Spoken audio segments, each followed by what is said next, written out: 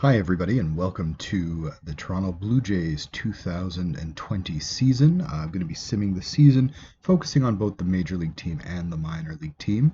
My name is Jay Blue. If you follow the Blue Jays blogosphere, I write the blog Blue Jays from Away. You want to check us out. We focus a lot on the minor league team, and we're going to focus on that as well in this simulation. We're going to obviously look at the major league teams, and just the way the game is set up, we're going to see a lot more action with the major league team, but we're going to closely follow the minor leagues. I've already set up the league and the team to reflect as closely as I think the Blue Jays are going to set up when they do get the season underway. I mean, right now, obviously, a lot of things can change between now and then. We don't even know when then will be. So I'm just, going by what we were talking about in spring training.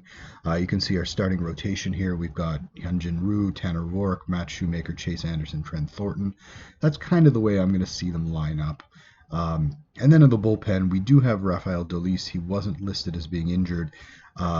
His appendix surgery wasn't considered. And because I'm playing in challenge mode, as you can see, we are not going to be able to change anything. We can't play in commissioner mode as the challenge mode is engaged. So I'm not going to be able to change any of the settings that the game has already, and that's going to really affect how we play out the minor leagues, especially because some of the players in the minor leagues are not really seen the way I think a lot of scouts are seeing the players. The developers of the game over in Europe haven't, I think they're getting information from a variety of places, but they're not really I think as up to date as people who are really following the Blue Jays minor league teams as closely as we are. So there are going to be some differences, and we'll talk about that as I show you how I've set up the minor league teams in a minute.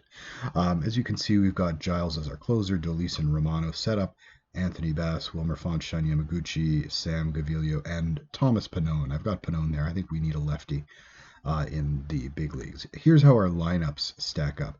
We've got Bo Bichette leading off, Kevin Biggio. And if you look at Biggio's ratings, I think they severely underrate his contact potential. We're going to have to see how this plays out. The eye is obviously very far above average, and I think there is some potential to grow in his contact. Yeah, he can get up to a 45, so I'm hoping he does that sooner rather than later, as well as to hear the growth and avoiding strikeouts. Vlad Guerrero is obviously, he's got that 80 contact potential, and 65 is already pretty freaking good. But we also see he's got pretty bad defensive ratings except for his arm. And if we go into the ratings here, he actually has some decent outfield ratings. He's already got better range. He's already got better errors. And because this game is this game is set up so it starts after spring training, right before the regular season, we don't really have time to get him any experience playing outfield positions. He actually only has experience playing third base. We've got Lourdes Gurriel Jr. batting next. His eye is pretty low. I usually like to get guys who are at least 40, 45 in eye so that they can have a decent on-base percentage if their batting average goes in the tank. But we'll see. He's got strong stats here for left field, so I like him there. Travis Shaw, again, low contact, probably coming from his season last year. A lot of it's heavily weighted towards that 157 batting average and 89 strikeouts in just 270 plate appearances. We've got Randall Grichuk, who, again, low contact, 45, low walks. Strikeouts are not good. So, yeah, I think what you see is what you get with Randall. I think that's pretty accurate so far. Teoscar, he's got a little bit better contact than Randall Grichuk and a little bit of a better eye, but he strikes out more. Then we've got Rowdy Tellez as our DH. I prefer him over Derek Fisher. Fisher still has, he doesn't have a lot of potential left. He's got that big home run power and a 45 contact. But Rowdy has more room to grow, and Rowdy can get to a 55 contact, 60 home runs, and a decent eye. So I think if Rowdy puts it all together, I mean, his defense is not great. He's got a decent rating at the position. But I think he's going to be solid. And then Danny Jansen has a little bit to go in contact. Decent overall hitter, solid catching and defensive ratings here. And then, of course, we've got Reese McGuire. His contact, it doesn't seem like he's going to get much better. He can strike out a little bit less. And again, very strong defensively. So we've got a good, strong defensive catching tandem. Although in this game, the potential for offensive production is a little bit on the low side. Let's take a look at the minors now.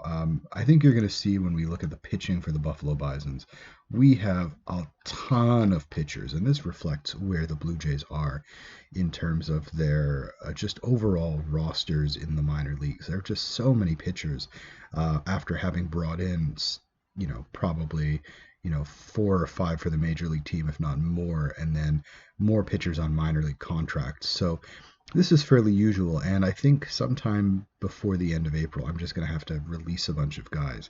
And the biggest thing about that is I'm going to be going by what the game is telling me and not, what I think about these players in real life. So any releases I do are going to be more about trying to play the game as opposed to reflective of what I think of these players in real life. A lot of these guys I have very high opinions of, but the game doesn't necessarily agree with me. Originally, when I had set up the game, I'm actually using the staff with manager Ken Huckabee's decisions. And when you do that, you actually can't make any changes. So I'm deferring to my minor league managers, and I can't make any changes. So, for example, if I want to take, let's say, Ty Tice and put him in the starting rotation, it's going to tell me that the manager doesn't allow me to change the pitching staff. So this is how he's setting it up. We've got Zoik, and Zoik is in the rotation because I have force started him. I basically told the manager, you're going to start this guy because, hey, I'm the GM and this is my team. You're going to start this guy. And that's why he's starting over Nate Pearson. And I can't change it so that Pearson's going to start the first game. Then we've got Kay, Merriweather, and Barucki. And Merriweather's very interesting. He's got very low movement ratings, but he's got very solid pitch ratings. And I think the velocity here is a little bit low for what we've been seeing. So I think he's going to be okay as a starter. And Barucki is healthy in this game. And I think a lot of the injuries, Jency Diaz is on the 60-day DL, but a lot of the other minor injuries, I think, have not been included in the game. We've got Ty Tice, Zach Jackson, Kirby Sneed. Here's our 3 guys. All 3 of these guys were minor league free agents that the Jays took. I may end up cutting one of these guys, particularly Petrichka. I think there's just too many guys. We've got Dykstra, Fisk, Gaumont, Sean Reed Foley gets shunted to the bullpen in this situation, as does Jacob Wagasback, Jackson McClelland, and we've got Taylor Sacedo and Brian Moran. Now, when we look at the offense, we have much fewer players. We're starting with Riley Adams as the everyday catcher. I had to force start him in that position, so the game didn't have him as being quite as strong as I think he finished off last year.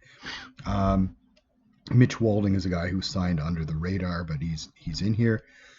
We've got Jonathan Davis in left. We've got Roman Fields in center, and in right field, Patrick Kivlahan, who will also probably play some third base, first base in real life. Billy McKinney is in Buffalo to start. I didn't want to cut Fisher. I did put our good friend Anthony Alford through waivers, and he'll probably clear waivers in a couple of days. All right, we're going to go down to the New Hampshire Fisher Cats. Let's look at their offense.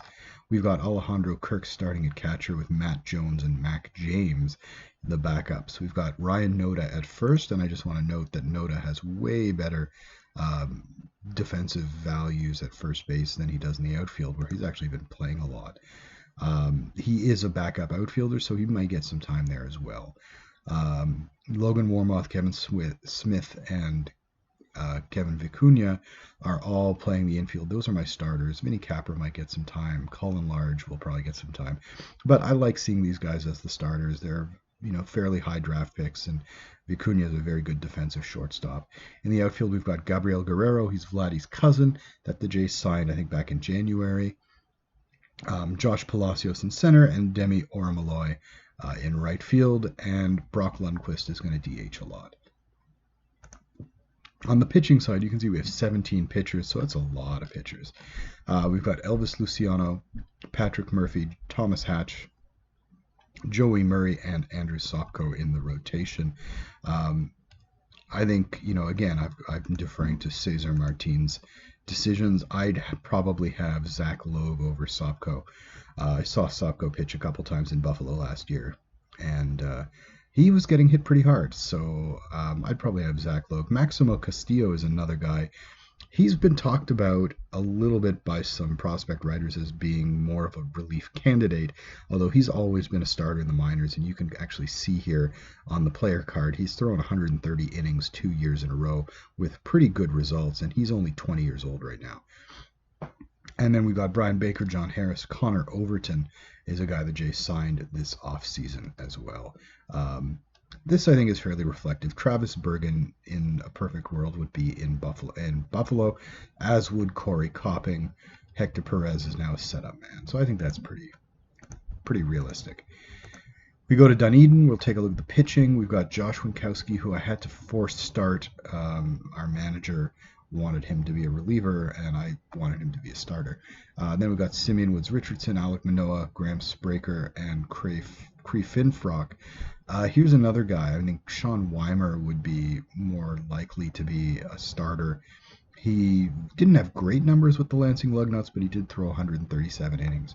Then we've got Maesi, who hopefully will be back, and Mike Ellenbest, who, again, in a perfect world, would probably be in New Hampshire. William Ouellette would probably be in New Hampshire. Jackson Reese would probably be in New Hampshire, but the game really does not see Jackson Reese for what he was able to do last year, which was, pretty unbelievable, with a 0.36 ERA in Lansing, 0.99 ERA in Dunedin, and, striking out massive numbers of guys. He was just phenomenal last year. And I think this game just does not recognize that, and he was the MILB reliever of the year last year. We've also got Nick Allgaier, who is, in a perfect world, he'd be a starter. Again, I could probably have force started him, and I think I'm going to do that, actually. I do like him as a starter. Again, I think I see him as being better than the game does, so I'm going to actually go in here and force start him, and then we'll get Donnie Murphy's. And I really don't like how when you force start somebody, they go to the top of the rotation. I'd sort of force start him down to the bottom. Graham Spraker's fine as a starter. He threw over 100 innings last year. I think that's fine. For our lineups, we've got Gabby Moreno as our catcher. Ryan Gold is going to be backing up. Chris Beck is going to be a DH. Fine. I think they see a lot more in him than I think I've seen when I've seen him play. Casey Clemens and Jake Brodt will split time at first. Samad Taylor at second. Johnny Aiello, who I have force started. I think there's just more upside for him in the real world and also in the game a little bit. Although the game does like Nick Podkul. He'll probably get plenty of time, especially backing up at second base. Otto Lopez is here at short. And we've got Chavez Young, Reggie Pruitt, and Griffin Conine with Norberto Obeso as our backup. And that does it for the Dunedin Blue Jays. We're going to go to the Lansing Lugnuts. They have Hagen Danner starting at catcher. I think Philip Clark, they've got him here as the DH. I want to get that catcher rating up for Clark, although Danner generally has better, he's got very, very low contact rating. So I'm going to go ahead and make Clark our catcher, and we're going to set game strategy, force start at catcher, just because I think there's a little bit more upside with him, and it looks that way in the game as well. Will Robertson they have starting at first base. He's normally played the outfield, and if we look at his ratings defensively, he's fine at first base, probably better at first base than the outfield. These ratings are not bad for a first baseman. And in the minor leagues, it's good that he'll be playing a position. Then we've got Tanner Morris here as the DH. Morris, he was okay in Vancouver. He's gotten some good press this offseason. LJ Talley is getting time at second. I started Jordan Groshans at shortstop. I just want to see him get better at that position.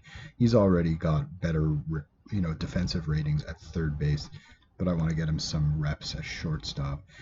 In the outfield, we have McGregory Contreras, Cameron Eden, who I've started at center field because I think that's going to be a little bit more realistic as to what he's going to do.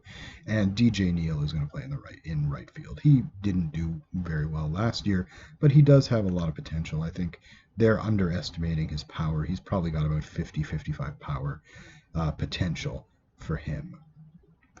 And the pitching for the Lansing Lugnuts, we have Kloffenstein, Juan Nunez, Juan DePaula, Kyle Johnston, and Will McAffer. You could probably make an argument that a guy like Juan Diaz should be a starter. A guy like Donnie Sellers should be a starter. Alex Nolan should be a starter. Again, I'm deferring to Luis Hurtado's decisions. And as you can see, we have 26 pitchers. The game has not recognized the suspension that Luis Quinones has. Edison Gonzalez should also be a starter. They think he has decent stamina, but only 2 pitches. So he's obviously not going to be a starter in this game unless he comes up with another one.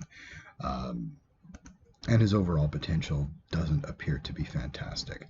So, I mean, there are a ton of guys. Hagen Danner, obviously, he's going to play offense. But they still see him as a pitcher. But the thing is, when you look at his ratings, he actually doesn't have any stuff at all. So despite the fact that he was a, highly touted coming out of high school as a pitcher, and a lot of teams were wondering whether they were going to draft him as a pitcher or as a catcher. So that concludes our look at the Lansing Lugnuts and the minor league system. So we're going to go ahead and play a game. We're already about 17 minutes into this first simulation. So we're going to play opening day. We're going to finish. We're going to finish today, and tomorrow is our first game. We're going to set our scouting budget. I'm actually going to set it a little bit higher than our than the baseline of the league, which is about 8 million. It was actually lower before. I'm going to lower our major league scouting. I'm going to up our amateur scouting a little bit, and then down one more. Bring up the minor league scouting. But I want to just juice our amateur and just give it on par with our international scouting. And that's very nice. So we're going to sim the rest of the day.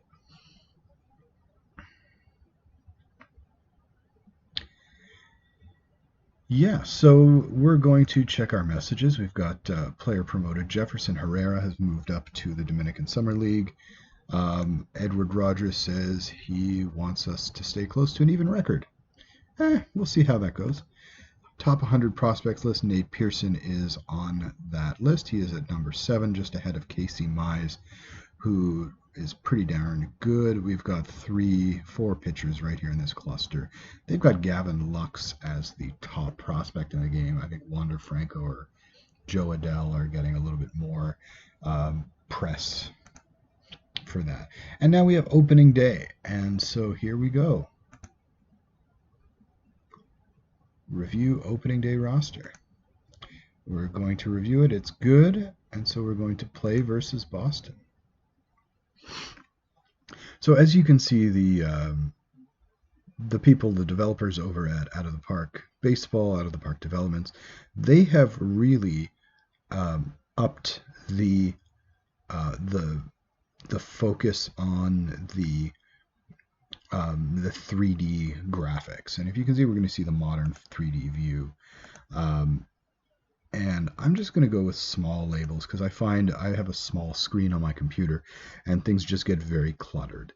We're going to have to warm up our pitchers,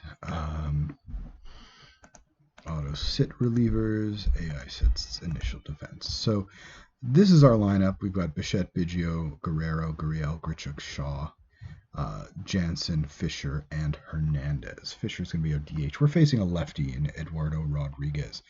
And we're going to start the game with Hyunjin Ryu on the mound. So I'm not the most experienced in playing out these games. I've tended to sort of just sim through games, so it's going to be very interesting. If anybody has any strategies to recommend to me, please do so in the comments. I'm going to just play the way I normally would, and let's see what happens. Here's the first batter of the season, Jose Peraza against Hyunjin Ryu. And the roof is closed, it's cold outside. It's Toronto in March. Surprised it's not snowing. And Peraza swings, and we have an out as Bichette fields the ball. And now we got Xander Bogaerts. And at a 2-2 count, Bogaerts is hitting the ball, fly ball to shallow right field that Biggio brings in for the second out of the inning. And J.D. Martinez, big slugger here up at the plate. Martinez hits it. That looks like it's going a long way, but Gurriel is not moving much left, and he walks over and catches it. And that's the inning, a 3-up, 3-down inning. Great start for Hyunjin Ryu as a Blue Jay. So here we have Bo Bichette leading off. I'm going to take a pitch just to not swing at the first pitch of the season. I know that they don't automatically swing at the first pitch, and they just show you the sort of result pitch in this game. But I like to take a pitch once in a while, especially with guys who have less contact or whatever. So here we go. He's got actually very good contact against lefties at a 70. So we're going to swing away. We've got a 1-2 count, and he is striking out. So that contact at 70 really didn't help him.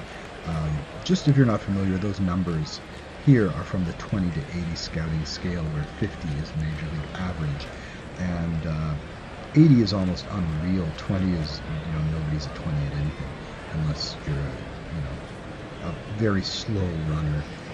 You might get a 20 on your running, but generally, if a guy's in the major leagues, he's not going to get 20 for anything.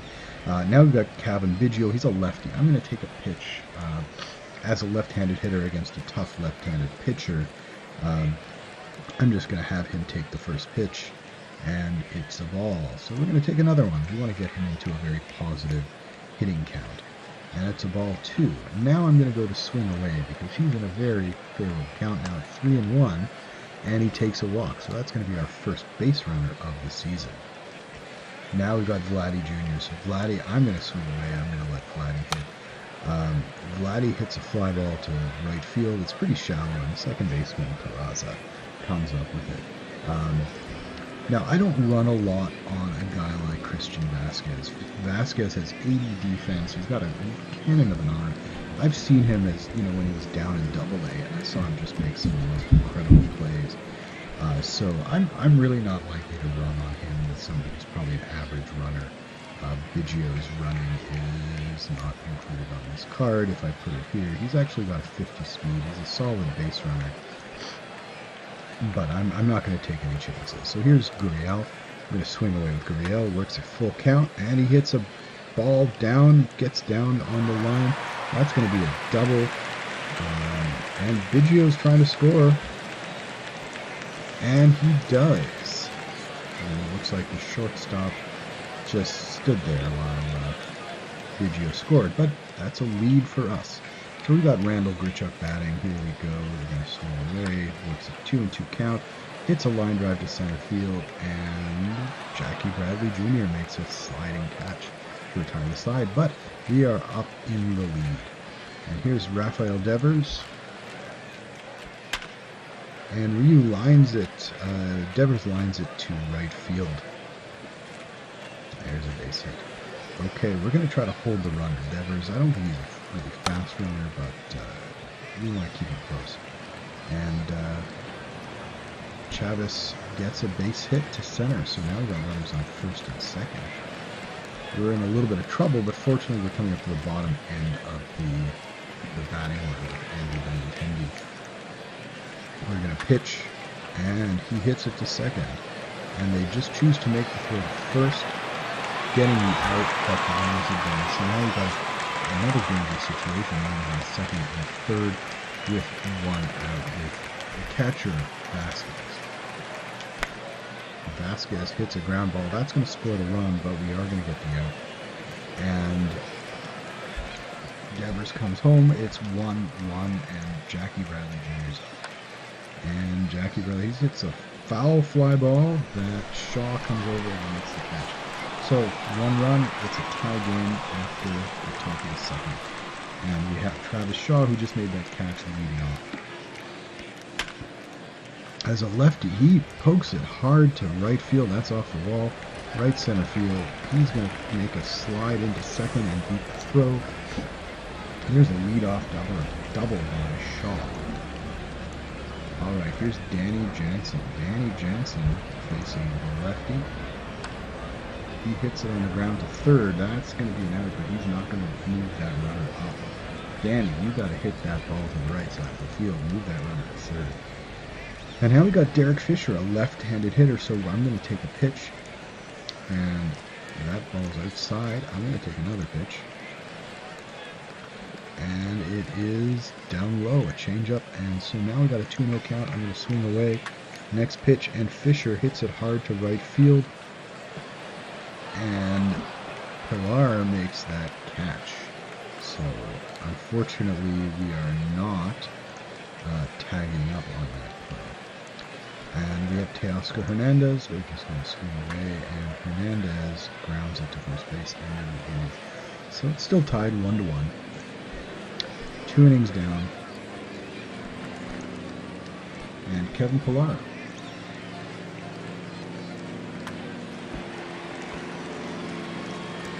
And we get a line out right back to the pitcher. Now we have the leadoff man, Jose Peraza. And Peraza bunts it. Jansen doesn't make the play, although it looked to me like he made the play. So Peraza gets on. We're going to have to hold him. He's probably pretty fast. We got a lefty on the mound, so that works well. And Bichette makes the dive, and Biggio dropped the ball. They're saying the throw is wild and into the outfield, although that's definitely not what it looked like. So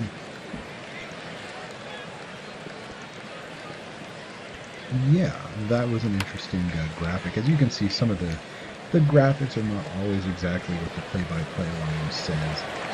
We did get the second out there on a fly ball to Gurriel. So in this game, sometimes there'll be something that looks like he's safe and they call him out.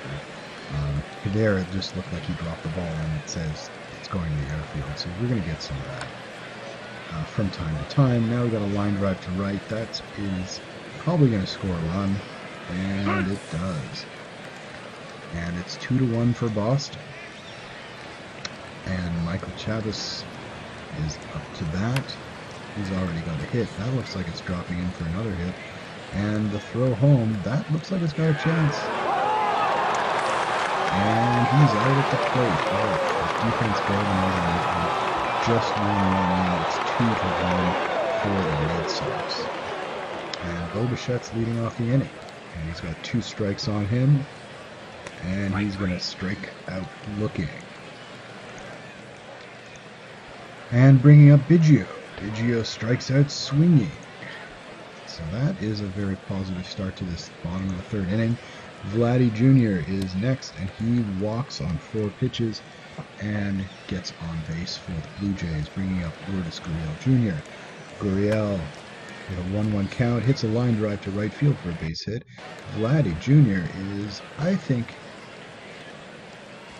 we're going to send him. We're going to try to be a little bit of aggressive here, and Vladdy is going to make it into 3rd. So that was positive. I do like how they ask you if you want to send the runner home. Randall Grichuk is up. Let's go. We got 2 outs. We're going to try to tie up the game. And he scores it. Very disappointing.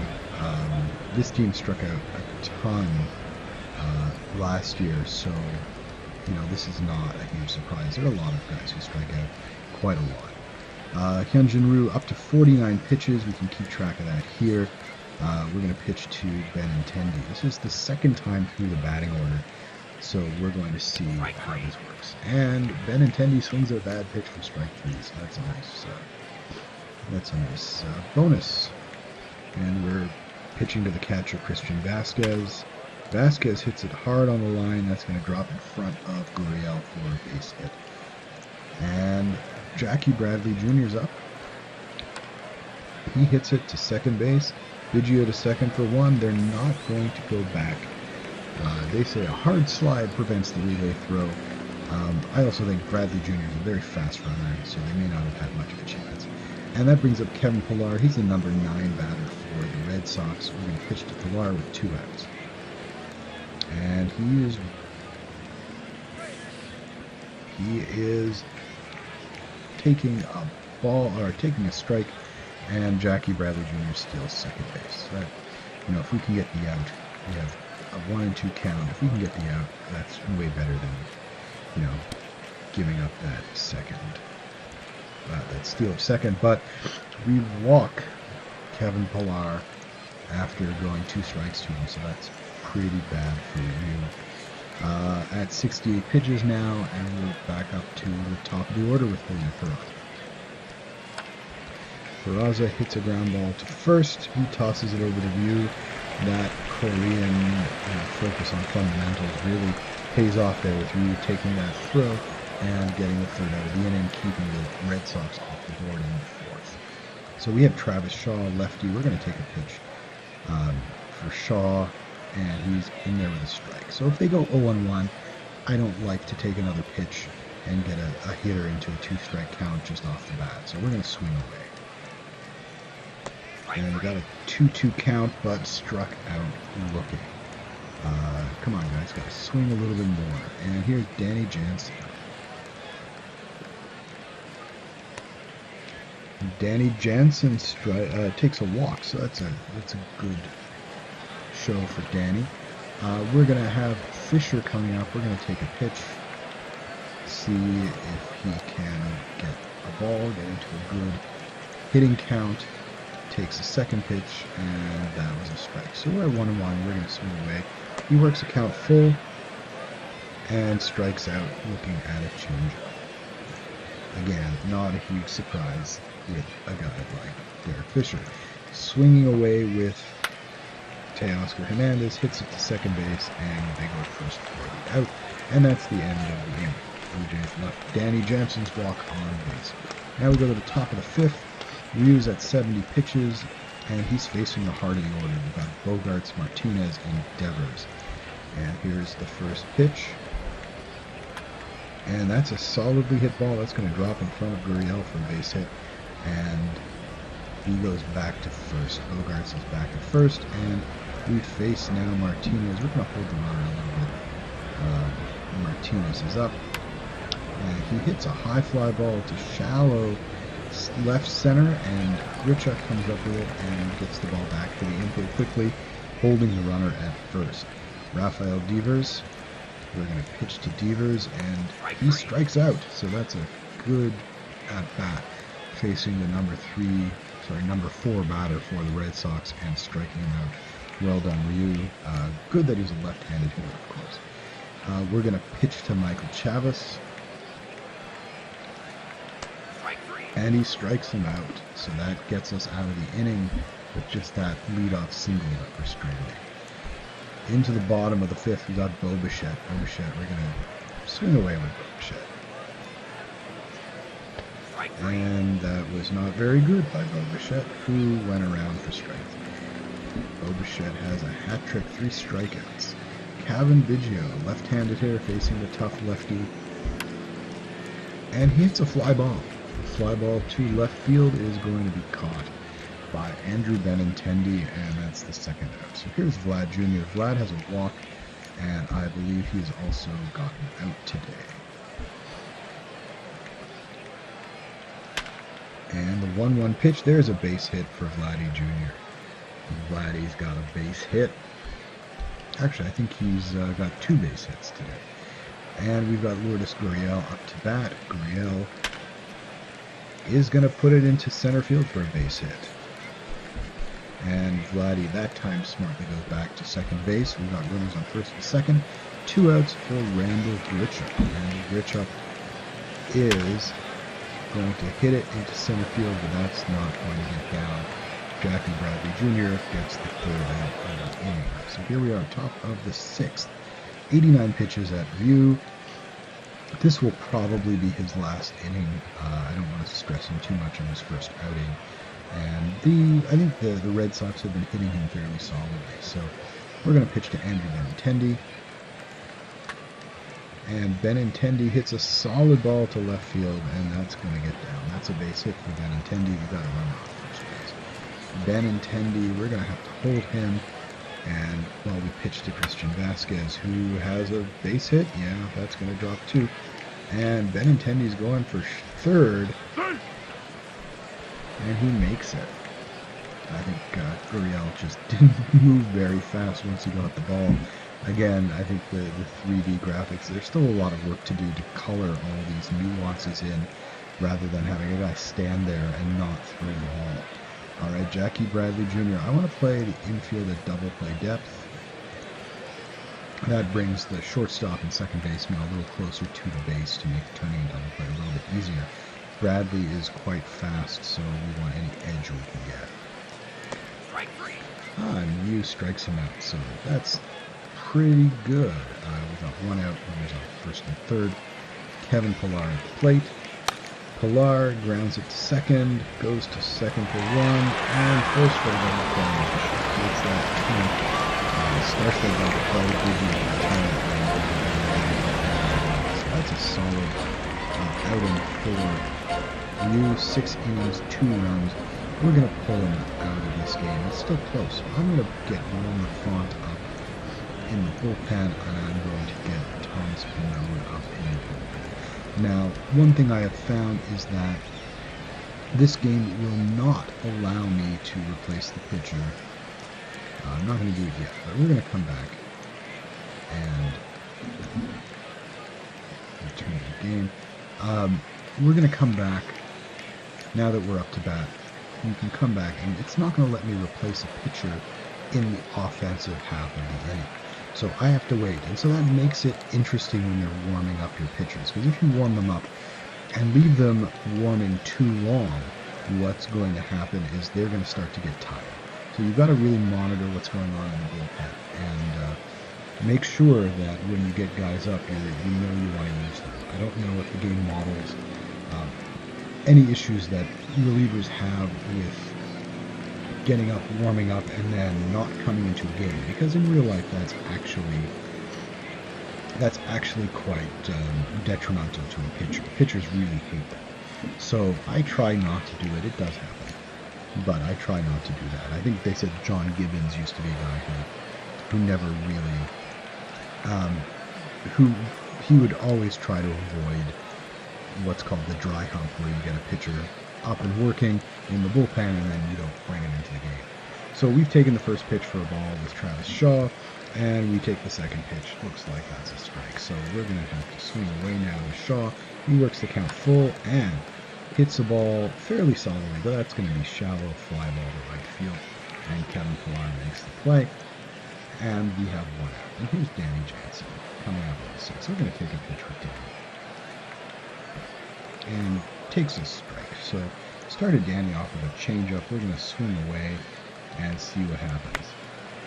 And he hits it hard to third, but that's right to Devers, and he makes the out. So that's 2 outs. We've got Derek Fisher. We're going to take another pitch with Fisher, and he takes a ball. Take another pitch.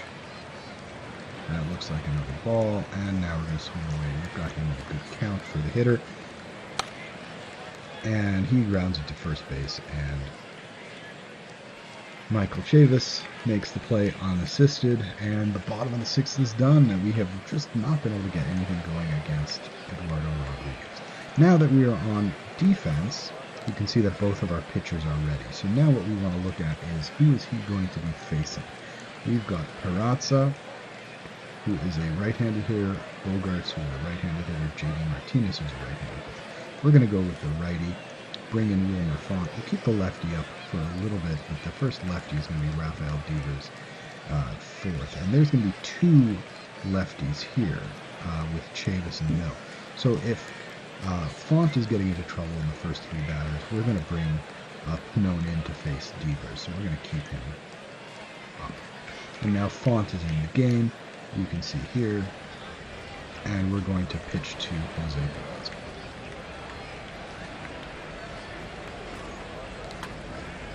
And Peraza is going to fly out on a 2-2 count. And Grichuk makes the catch. So we got one out in 7 pitches. So fouled a couple of balls off.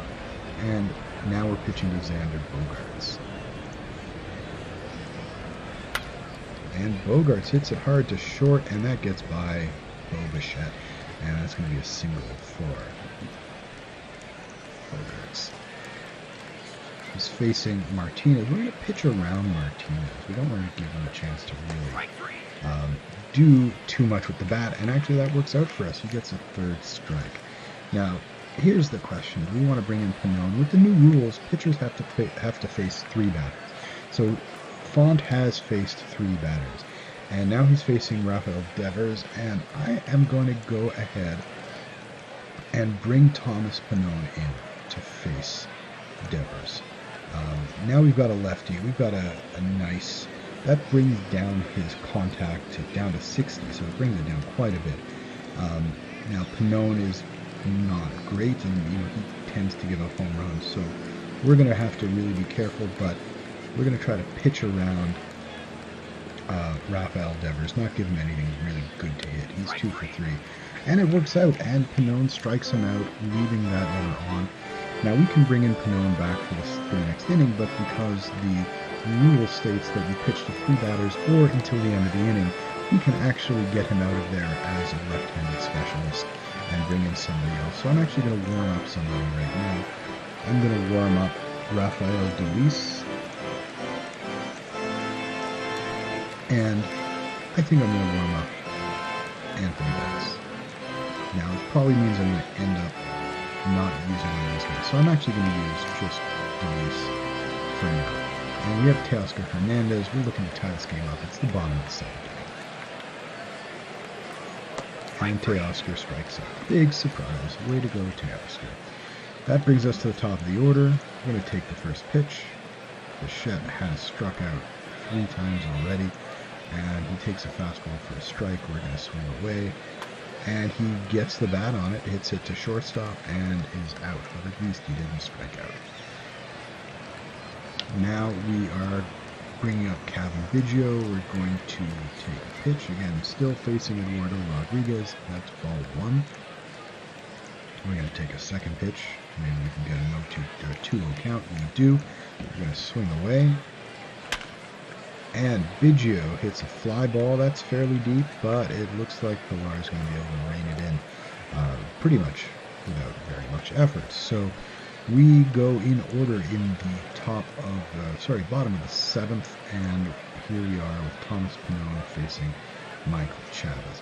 The question is, do we want to face Chavis? Let's do that. We're going to keep him in. We'll see how far he can get. We're going to face Chavis and then Benintendi. So we're pitching around. We've actually struck out guys with pitching around. And we just did it again. So I don't know if this is a glitch in the game, but not giving somebody something to hit seems to be working out for us. Now that we have a lefty, we're going to go right at him. And he grounds the ball to second to Biggio, who makes the play. And we've got 2 outs. And we're back to Vasquez, who is a righty. Now again, I'm going to pitch around Vasquez. If we can get one more batter out of Pannone. So if Pannone doesn't get Vasquez, we're going to keep him in and let him pitch to Jackie Bradley Jr. before bringing in a reliever. And Dolis is ready, according to our... and we can actually just... Oh, this is new. So you can just use the plus icon to bring him in, and you can sit him down with that red... I believe it's a minus sign. So that's actually new. You can just manage your bullpen here. Once you've got somebody up in the bullpen, you can just manage that right here from the game screen. So that's pretty handy. So we're going to pitch to Vasquez. See what happens. He hits a ground ball to shortstop. Bichette up with it, makes the throw on to first, and he gets Vasquez. So a great little, again, you can't actually do something like that, but that was a nice outing for him.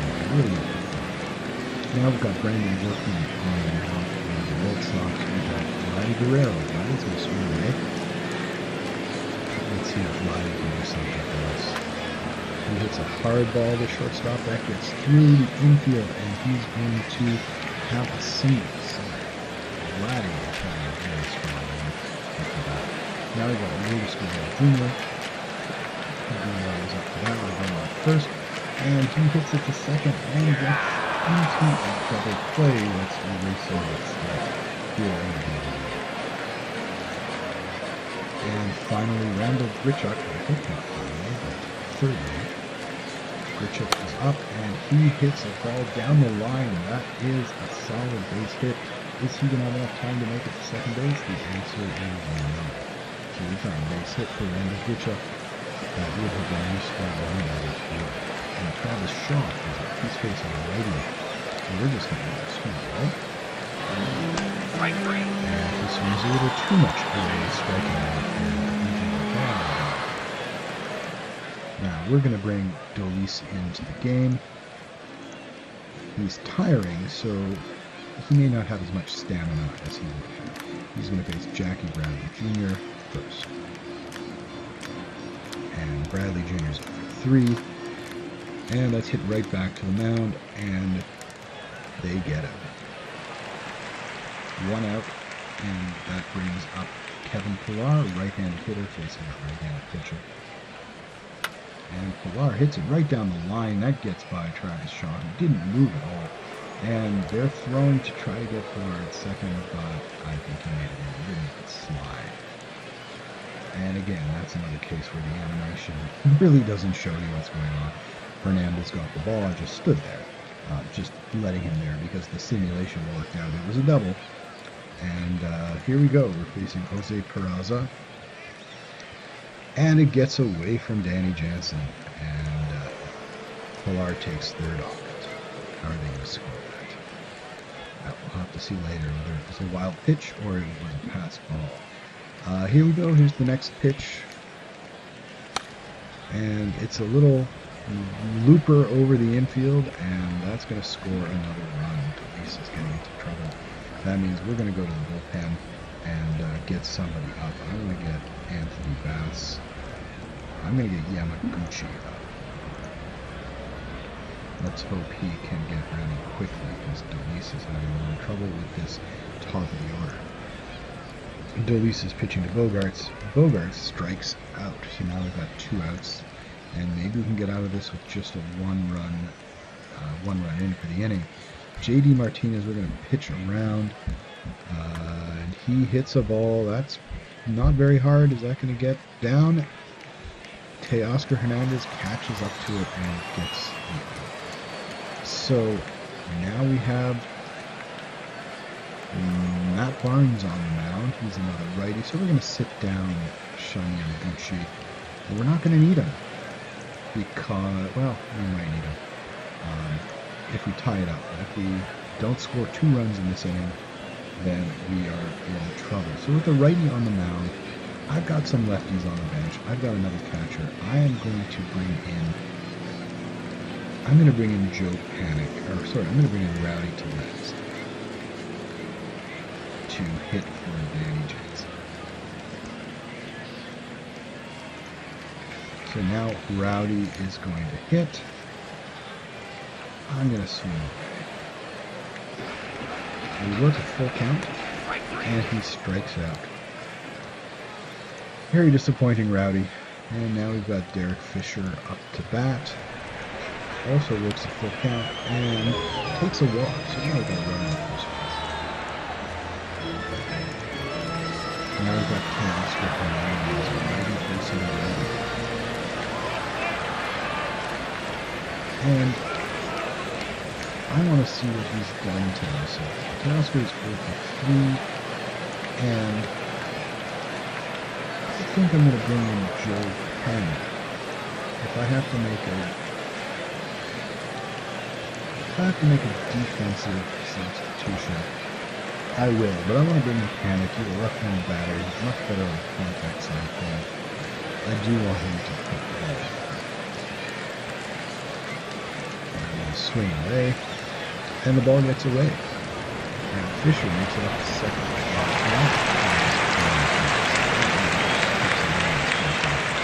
But a single is not going to try and win it. So we swing away, and Panic puts it in play, hits it to third, moves the runner over to third base, putting the runner at 2 outs. And we come to the top of the order. We've got Bichette. I'm going to take a pitch. This is, a great time for Bichette to clean. We got a ball.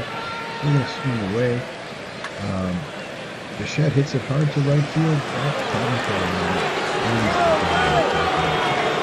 So we lose opening day 3-1 to Boston Red Sox.